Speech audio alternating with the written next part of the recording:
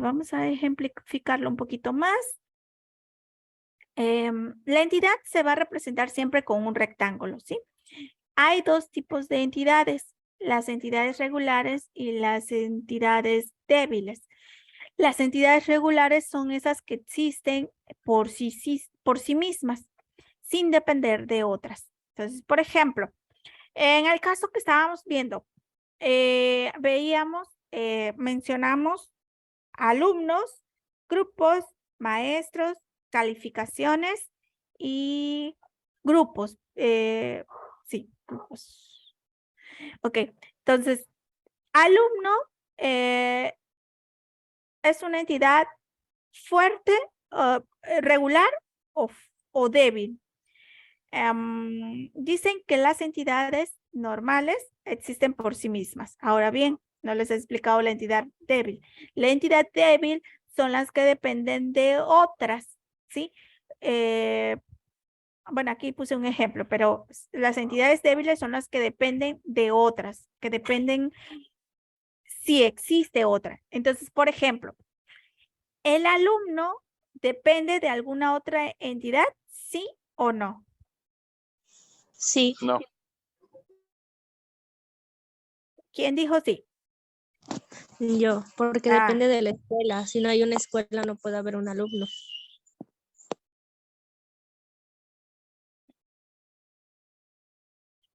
bueno, si no hubiera ninguna escuela, sí. Pero, ajá, sí podría ser que sí. ¿Quién dijo no? yo. ¿Por qué, Eric? Porque el alumno pertenece a la institución, pertenece a una institución, no a varias instituciones, entonces es fuerte. Ok, exacto. Sí, Eric, efectivamente es una entidad regular. En el caso de Ruby que dice no, porque si no existe la institución, pues no puede, podríamos aplicarlo, si queremos aplicar la lógica, podríamos decir que sí, pero cuando estamos diseñando una base de datos, estamos dando por hecho que es una base de datos para una escuela. Entonces, de hecho, ya existe la escuela. Entonces, las entidades que deben de existir en una escuela, normalmente es para que exista una escuela, es alumnos y maestros. Pero entonces aquí ya damos por hecho que la escuela existe. Por eso entonces alumno es una entidad regular o fuerte. Ahora, luego mencionamos maestros. Entonces los maestros eh, serían una entidad regular también. ¿Por qué? Porque dentro de una escuela siempre debe de existir un alumno y un maestro. Luego hablábamos de materias. Alguien mencionó el atributo materias. Entonces, y grupos. Entonces, aquí estas, a ver, por ejemplo, grupos. ¿Creen que sería una materia, perdón, una entidad débil o fuerte? Debe de ser una débil o regular, porque debe de pertenecer a un maestro o a un alumno. Exacto. Pero a veces se da que no encuentran maestros, ¿verdad? Para esa materia. Entonces, no se da la materia o la posponen. O a veces se da que no hay alumnos que registren a esa materia. Entonces, no hay matrícula para esa materia. Entonces, sí, este es un ejemplo de materia, ¿cómo se llama? De entidad débil. ¿Ok?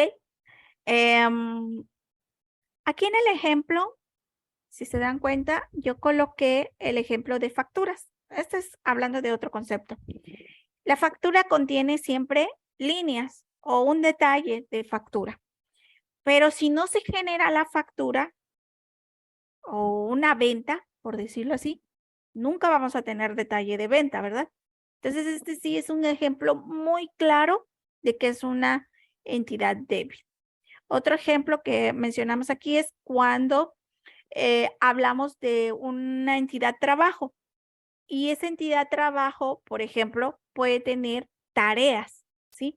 Pero si no existe el trabajo, no existen las tareas. Entonces, las tareas laborales son un ejemplo de entidad débil. Otro tipo de entidades son las entidades recursivas. Estas entidades pues son muy fáciles de identificar. ¿Por qué? Porque son las que la misma entidad participa más de una vez en la relación. Entonces, un empleado se puede supervisar a otro empleado. Entonces, este es un ejemplo de entidad recursiva. Por ejemplo, si tuviéramos en el caso que estábamos viendo de la escuela, si tuviéramos una entidad que se llamara personas, las personas pueden ser a la vez alumnos y maestros. Entonces, esa entidad se podría denominar también como una entidad recursiva. ¿Cómo la vamos a identificar? Quizás si en nuestro modelo de entidad-relación colocáramos una entidad que se llamara perfiles, donde vamos a identificar que tenemos perfiles de maestros y de alumnos. Entonces, las personas pueden tener el perfil de maestro o el perfil de alumno o ambos. Entonces, ahí podríamos tener un ejemplo de entidad recursiva si estuviéramos viendo, continuáramos con un modelo como el que estábamos empezando, que era un modelo sobre una escuela, ¿verdad? Ok.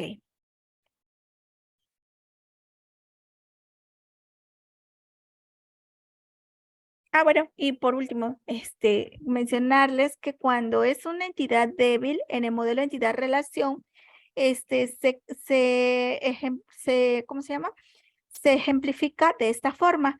Es un rectángulo dentro de otro rectángulo, con un marquito, ¿sí?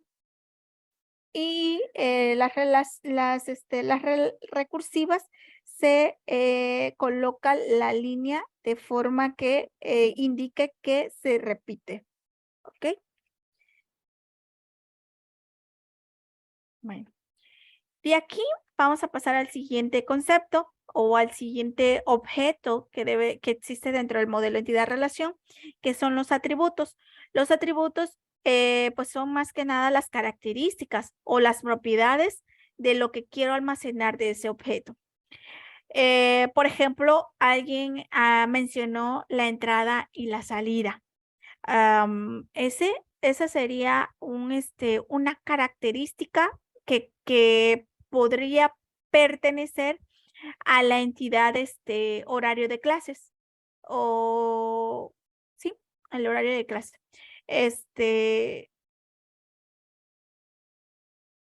Ahora vamos a ejemplificar. Teníamos la entidad alumnos. ¿Cuáles serían esas características que podríamos almacenar de esa entidad de alumnos? A ver. Esas características en el modelo de entidad-relación son los atributos, ¿ok? ¿Qué les gustaría almacenar dentro de su diseño en la entidad alumnos? Sus nombres y sus calificaciones, por ejemplo. Nombres y calificaciones. Las calificaciones no la nombramos como una entidad, pero sí se pueden relacionar con la entidad alumno. El número de la matrícula. Muy bien. Nombre, edad, grado, apellido, grupo, el número de la matrícula. Exacto. En sí, es todo aquello que queramos almacenar de esa entidad, ¿verdad? Entonces, son todas las propiedades. Por ejemplo, aquí tengo esta entidad personas y el atributo se caracteriza por una elipse.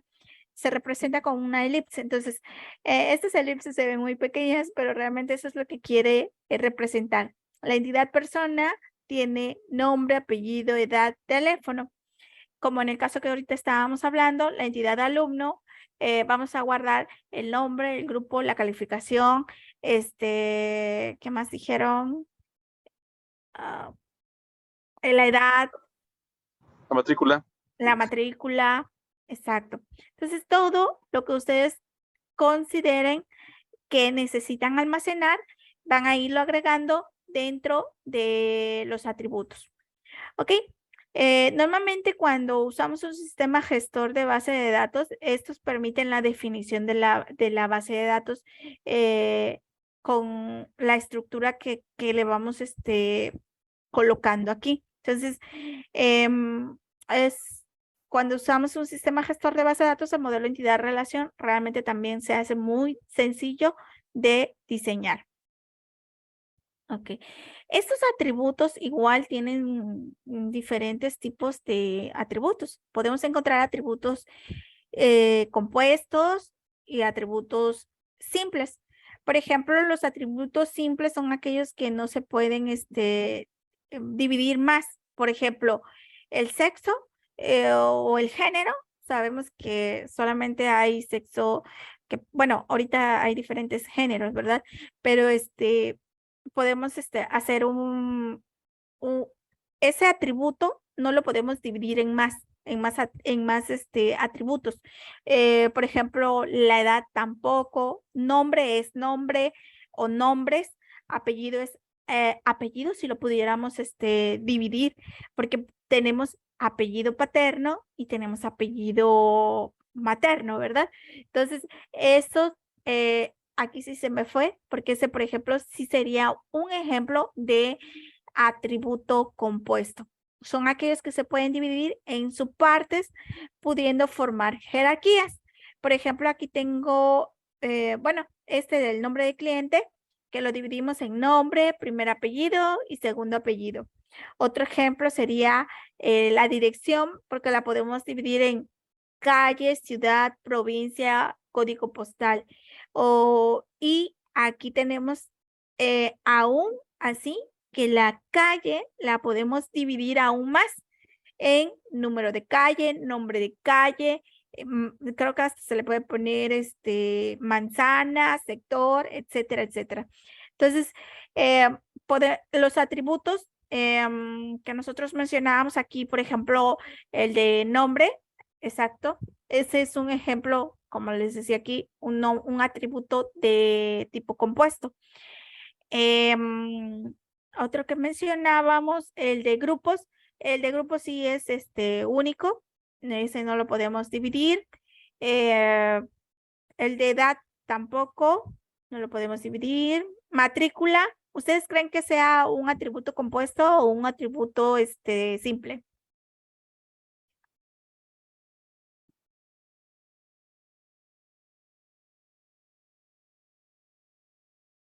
Simple.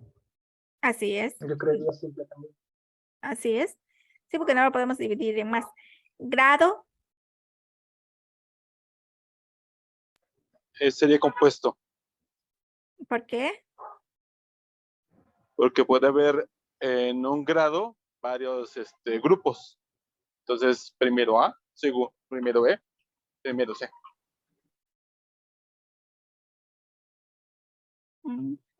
Sí, exacto. Sí, por eso se divide en grupo y grado.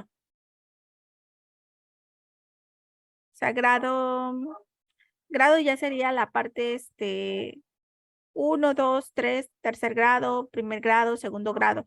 Y el grupo es A, B, C, ¿no? Entonces, no, este sería un simple.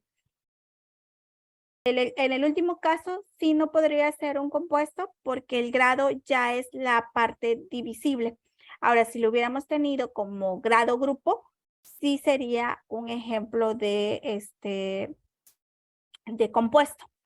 ¿Ok?